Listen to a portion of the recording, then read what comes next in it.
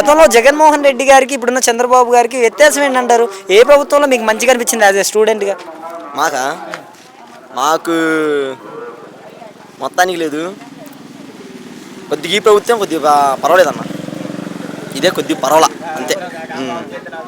అంటే ఏమి రావట్లేదని మీరు అంటున్నారు, మళ్ళీ ఈ ప్రభుత్వమే పర్లేదని అంటున్నారు. అంటే మాకు ఈ సంబంధించిన రాట్లా, కానీ మా సత్తమల్లి సంబంధించి లేదు.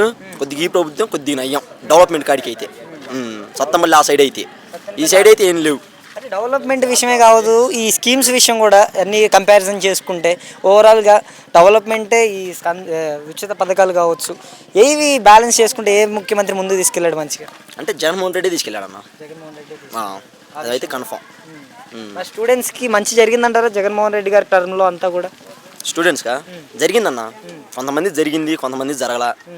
మళ్ళీ దాంట్లో మైనస్ పాయింట్ ఏంటంటే వాళ్ళు తల్లి అకౌంట్లో వేసి మళ్ళీ తీసి ఖాళీలో కట్టాలంటే అది పెద్ద ప్రాసెస్ జరిగిందన్న. అదొకటి పెద్ద రిస్క్ పెట్టాడు స్టూడెంట్స్కి. మిగతా మొత్తం మంచిగానే ఉన్నాయి.